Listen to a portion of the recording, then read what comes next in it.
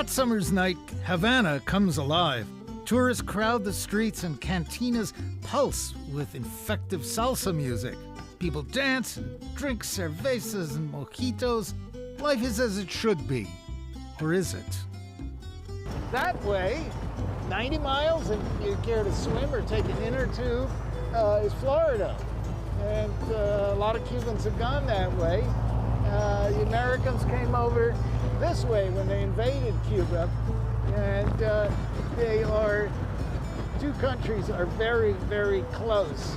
The Americans are tremendously nervous about having an unfriendly, hostile country off their coast. Cubans are very worried about being invaded by the United States or having their government overthrown. So it's still a very edgy relationship. For just 90 miles away, the world's largest military has its sights firmly trained on this small, strategic island. Communist Cuba's conflicts with capitalist America over the last 60-plus years and the terrifying 1962 missile crisis are the stuff of Cold War legend.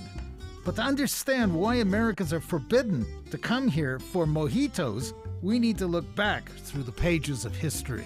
I'm standing right in front of the monument to the American battleship Maine, which blew up here famously in 1898, taking almost 300 sailors to their death. It was a huge event. Hawks in the United States used it, demanding that the United States go to war with Spain. Cuba at the time was a Spanish colony. The Maine was here sort of eyeing it. War fever gripped the country. Remember the Maine became the rallying cry. The U.S. then went and invaded Cuba, defeated the Spanish fleet off Santiago, and seized Cuba. And that marked the long and very unhappy beginning of the United States' first occupation and ongoing involvement, and now non-involvement with Cuba. But the fact of the matter is that we fought a war of independence against Spain in the 19th century, and the United States took our independence from us right after the War of Independence and really took over the island. And the Cubans gradually came to resent it as they saw the high ground of the Cuban economy gobbled up by foreigners. And it wasn't until 1959 that Cuba was able to exert its own sovereignty and independence, and the Cuban people very much want to preserve that. The Cuban Revolution is intimately linked to Fidel Castro.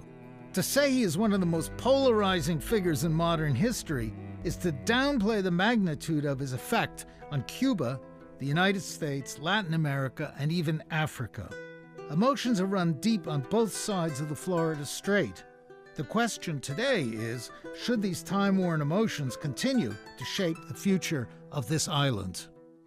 When the Cuban Revolution came, 1959, the old order was overthrown, and the new government of Fidel Castro and Che Guevara proclaimed they were going to bring health care for the people, and they were going to bring education and end corruption.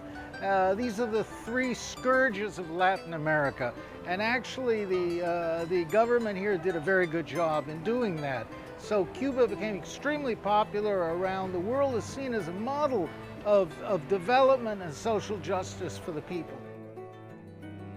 And the U.S. went crazy over Cuba. You know, Cuba was the first big disobedient nation in the world. And this was in the late 50s, when America was still the victor of World War II, and what Uncle Sam said went, except for Cuba. And Fidel Castro came to power announcing he was an agrarian reformer, and he was going to break up the huge land holdings, latifundistas as they were called, and distribute land to the people and bring social justice to Cuba. And in the process, the United States owned about 65% of all Cuban industry. And the Castro government nationalized these American holdings without paying any compensation. The U.S. went ballistic as a horrible president for the rest of the world. But in the case of Cuba, the United States, we have to go back to Fidel Castro. who was an enemy of the United States before he came to power. In 1948, when he was a student at the University of Havana, he went to Bogota, Colombia, and distributed anti-US propaganda. When he was in the mountains, he wrote to one of his closest aides, "My real struggle will be against the United States when I come to power."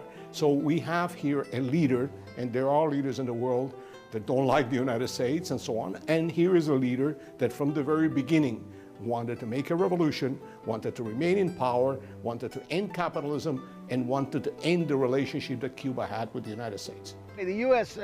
replied to Cuba's nationalizations. Remember, at this time, the U.S. owned most of Central America as well, by imposing increasingly tight trade sanctions on Cuba that finally ended up as a full-scale embargo. And everything was embargoed except for urgent medical supplies. And selling anything to Cuba became a crime. Well, it's that, you know, the 1950s, early 60s version of what's happening today with the U.S. and Iran. If you read the congressional record about why the embargo was imposed on the Cuban people, you will see that its major premise is to use the suffering and hunger of the Cuban people against Cuba. In other words, to try to impose a set of rules on Cuba that will starve the Cubans into submission. That's really the reason behind the embargo. What it has done, on the other hand, is give us a sense of a purpose to fight against that, because no country should be able to impose a blockade upon another country and to use hunger as a tool of foreign policy. The Castro government has survived in spite of, and perhaps even because of, the policies set in Washington. Cuba has been shaped by U.S. interventions and the crushing embargo. One of the most remarkable things about Cuba, too, was during the late 70s, 1980s, Cuba became a significant player on the world stage. A little island of 12 million people punched way, way beyond its weight. Thanks to Soviet help, Cuba built up armed forces of 400,000 men. When you live in a geographically strategic nation, you have to expect conflict, and Cubans are no strangers to conflict. Cuba has long defied efforts by the United States to dominate it, but the price has been terribly high, from poverty to becoming a near-Soviet satellite. Washington refuses to end its Cold War against Cuba, but has the 21st century generation anything to do with these 20th century disputes? 1962, I was a student at Georgetown University in Washington. A huge crisis was brewing up. The U.S. was about to invade Cuba. Soviet Chairman Nikita Khrushchev staged a desperate gamble. He snuck these large SS-4 intermediate-range missiles you see behind me here into Cuba with nuclear warheads pointed at the U.S. East Coast and Washington. For days, it appeared like we were minutes away from war. Soviet ships were on the way. The U.S. threw a blockade around Cuba. Finally, the two leaders, Kennedy and Khrushchev, came to a kind of a reasonable agreement. Both sides really backed down. The Russians turned their ships around. The U.S. declared victory, but in fact, secretly, the U.S. agreed to never invade Cuba and to take its missiles pointed at the USSR out of Italy and Turkey. It never came out at the time. So in the end, what appeared to be a magnificent victory for Kennedy was actually a very sensible compromise, and this was the closest the world had ever come to full-scale nuclear war. Many hopeful signs point to softening in relations. If nations such as Myanmar and Vietnam can normalize their relations with the United States, perhaps Cuba and the U.S. can redefine their relationship in the coming years. The rest of the Caribbean is watching apprehensively. If Cuba opens up to U.S. tourism, they will see many of their visitors flocking to Cuba.